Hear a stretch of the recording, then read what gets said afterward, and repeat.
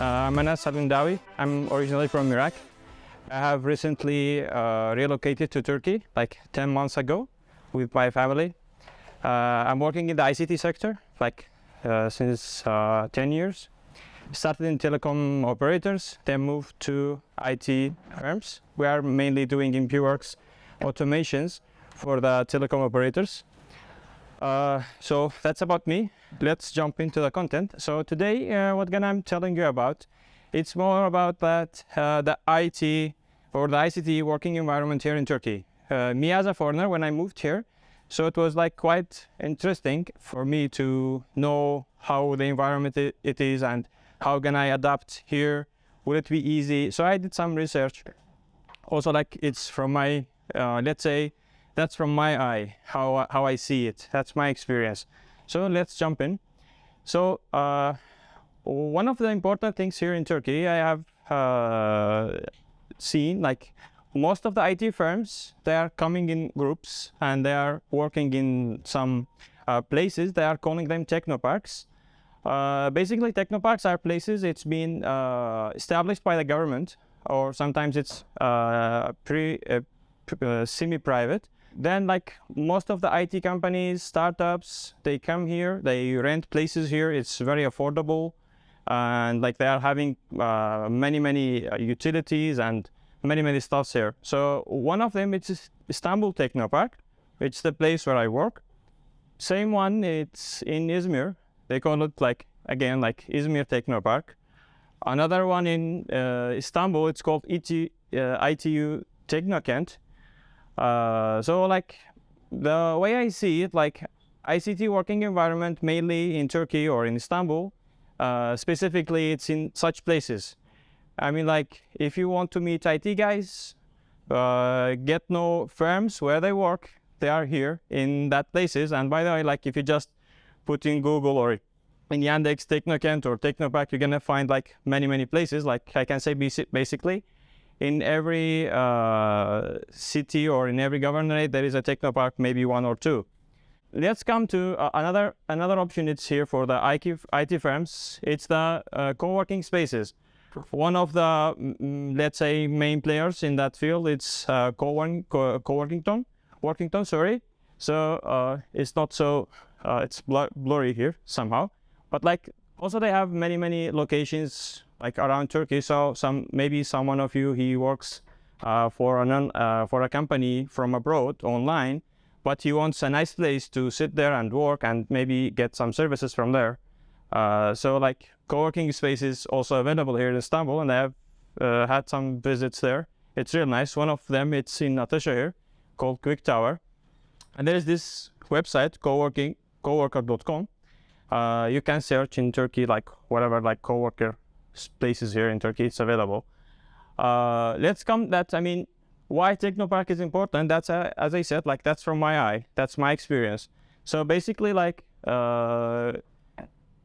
as mentioned here in numbers, that like how many people work there, for example, in Technopark Istanbul, what's the amount of export they do to worldwide, like they are doing software, hardware stuff, but mainly it's IT stuff. So I mean, like imagine that in 1 year, like they are exporting like 376 million liras to outside of the country from such places. And sometimes you see it's like very small company. Maybe it's about like 3-4 people. They're coming together, and it's really very, how to say, it's growing very fast. That sector, the startups are very young here in Turkey, and they really need the skills, the right people. They're really scouting for right people. And as you know, like Istanbul is a nice city, so like having both of them together, like a nice place to work and a nice city to live in, it's really, for me, it was a dream actually that come true. Some numbers about Technopark, what they do, like what fields they are focusing on. Like for example, 44% of the things they are doing, it's related to military, like UATs, marine stuff and such kind of things. They're also doing like some stuff in health sector and other stuff. Also in energy sector, they're doing some big players in Technopark. That one is PWorks, is the place I work, and some other companies. They are really big players, and they are having a big share of the, let's say, outcomes of Technopark. These are some big players in Technopark. Let's come, I mean, like as an employee or as someone he works in Technopark, what are the facilities that you can get benefit, or what are, let's say, the things that makes your life easier in Technopark? For example, mainly it's what you need. Like there are conference zones, restaurants, all that. It's within one place, easy to access. Sometimes they are giving offers. Like, I mean, for example, if you just go out for the lunch, it will take time. It might, I mean, like even here, like the food is affordable and such kind of things. Some other stuff here in Technopark, for example, there are some swimming pools. You can go swim in your spare time. You can have some sports. There is a music school. You can go and learn some instruments there. Okay. Some other stuff, like there is a medical department as well. If you feel not good, sick, you can go there, because I mean that's also important, and it's for free, by the way. Markets, ring services. Istanbul is a very giant city. If you want to move from one place to another place, you use a public transport. Maybe the public transport make you reach the, let's say, the last 10 miles is on you. So the ring service will really help you here. You can, mainly these ring services is just like taking people from the metro stations, train stations, and back to Technopark, and that's also for free. Okay. Let's come to events. That many events it's happening in Technopark. For example, one of the things that really I somehow find it something different from usual. Usually, I lived in Iraq, in Dubai, in Germany. They're like IT events. It's happening anywhere. What I have seen here in Istanbul, IT events mostly it's happening in that places. So, for example, if you want to be part of these events, so you have to know these places. Also, like it's not only events. For example, this one is the one to the left. It's a fair job fair. So like all the companies coming together, they are showing their openings. You can meet the people there. The people they work in that company, you can ask them questions, you can go in interaction with them directly. Some like events, conferences. This one here, it's held by ITU. ITU every year they have an event. It's called Big Bang. It's basically a competition among the startups. So all the startups, they come together, they make a competition. The winners, they get really very nice funds. So also, like, I mean, if someone is interested to being part of these startups, that event is really great. And the job fair event is also great. In June, there was that job fair was in June. I participated in that one. It's really nice.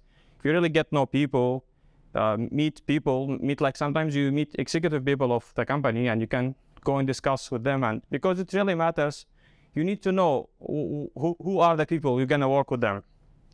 Okay. So that one is about how I did my journey. So basically, if someone asks like, what's the starting point? It's very easy, very simple. I just went to the website of the company that I was interested in to work with. I just find the openings, applied. Then also another important thing was like getting some feedbacks from people before I joined, because I really had a very successful career, like since the previous 10 years. So leaving that one, it's not so easy thing. So you need to know and you need to understand from people. And what helped me a lot, you are very familiar with the Glassdoor. What I'm trying to say here is Glassdoor, from my experience here in Turkey, it's reflecting the reality. I mean, if someone is saying that company is good, it's good. If he's saying it's not good, if he's mentioning something specifically, I find a lot of many useful information from Glassdoor about the place where I work, even in terms of compensation. Like they were mentioning some stuff about compensation. So you can get very useful information from Glassdoor about, because there are people here, they are really contributing in Glassdoor, and they are writing reviews and such kind of things about companies. That's all from my side. It was quick and fast. So if you have anything, please just, if you have any questions or any stuff. Let's applaud to Anas, please. Thank you.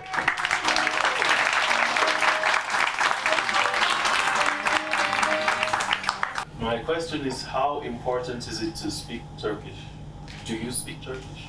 For me, yes, ben Türkçe konuşabiliyorum. So let me phrase it like that. Basically, the company that I work for, it's a Turkish company based in Turkey. It's a startup. But the thing is like that. The team that I work for or work with, most of them, they are like, I can say half, 50-50. Like we are internationals and the rest of us like Turks. But even though like most of Turkish people, they work in that sector, they are mostly, they know, they can talk English fluently. If it is not fluently, I mean, it's manageable. You can manage it. I mean, it's not that hard. Yeah. Because at the end, like in IT sector, you are not, how to say, the interactions that you do, it's a technical interaction. And your friends, the people around you, mostly, as I said, in my team, like most of the team, they are international. There are some, like for example, like we came together. He's a Turkey. Okay, yeah. Any other questions? I have a question. Is it easy to hire a foreign national in IT company? Yeah, as I said in the beginning, I'm from Iraq, so you can I mean, imagine that. Yeah, it's not. I mean, like there are a lot of terrible things happening in Iraq, and it's easy to be hired here and even in anywhere in the world, not only here in Turkey. So that's not. I mean, from where you are, what matters is what you know and if you know to do it and how you do it. If you have the right skill set, you will get the job. Okay. Yeah. I also have a second question. Go ahead. To have time. Thank you. Is it easy to start a company of your own as a foreign national in Turkey? Yeah, so that thing is also like I have researched about. So basically, to start a company, it's like that in Turkey. First, you like your degree should be attested here. Like they should accept your degree. So the things like that. In my case, it's not so easy to get my degree being admitted here, but it's possible. There is an institute called YOK in Turkey. YOK is like higher education institute. Okay, so that one is like basically it's you apply, and if you apply there, they get in touch with your university or some other ways by sometimes. Then if they attest it, they say, okay, we admit that you have, let's say, that bachelor degree or that master or whatever. If you have that degree is attested here in Turkey, then you can open your own company in that sector in IT. But let's say, for example, if you have a partner or a co-founder with you or someone with you who is a Turkish citizen, you can open the company together. That's also possible. Have you ever visited technoparks in other countries? And did you notice any differences? Yeah, so I've been in Technopark not Technopark, something similar. By the way, I just forgot to say in the beginning, Technopark is trying to, replicate the idea of Silicon Valley. And there is the same thing there in Dubai. They call it Internet City. Maybe some of you been in Dubai. So again, like I've been in Dubai in Internet City. Basically, it's like that. People, they are seeing something somewhere. They are trying just to replicate it, because if something works somewhere, it's just you just tweak and apply and can work here as well. So yes, I've been in Dubai in something similar to Technopark. It's like incubation centers and such kind of things. It's really almost same. They are giving the same utilities and all this kind of services and stuff. Yeah, Germany same. Like there was some incubation centers in Germany because in Munich there are a lot of startups like from year 2008 to 2010. There are like more than 1,000 startups. I've been in one of Volkswagen incubation centers. So it's really, I can say it's almost same. Something may change, rules, stuff. Yeah. Yes. Okay. Thank you. I have another question. Maybe a little provocative. Yeah. Does this kind of business spaces as Technopark? Sorry, can you repeat? Does this kind of business spaces as Technopark really needed to exist in age of online working? I mean, when you work remotely. Okay. So again, that's from my experience. During COVID time and even prior to COVID time, in 2018, I've started work from abroad for my company, X company. Actually, it was really nice in the beginning. I'm sure you have the same experience. Some of you maybe. I have a family, wife and a daughter. So like I was having a lot of time with them when I worked at home. But after 3 years from working 100% at home, I really come to that point that it's really important to work in an office. Because nowadays, imagine that I'm going to the office every day, really every day. And if the office is really nice, if the environment is nice, and this is why I was trying to show the, let's say, the good part of Technopark, of what are the things that makes our life easier. So I really find it because, for example, you know, like this co-working space, like places, it's very, how to say, it's spreading everywhere. Because even though I mentioned in the beginning, even though if you work as a freelancer or if you work remotely, maybe not in Turkey, you work maybe for another country, but at the end you need a place, you go there, you have interaction with people, maybe you need some facilities which you cannot have access on your own. But this one is offering you that places. So from my perspective, yeah, it is. Thank you, Anas. Thank you, man. You're welcome.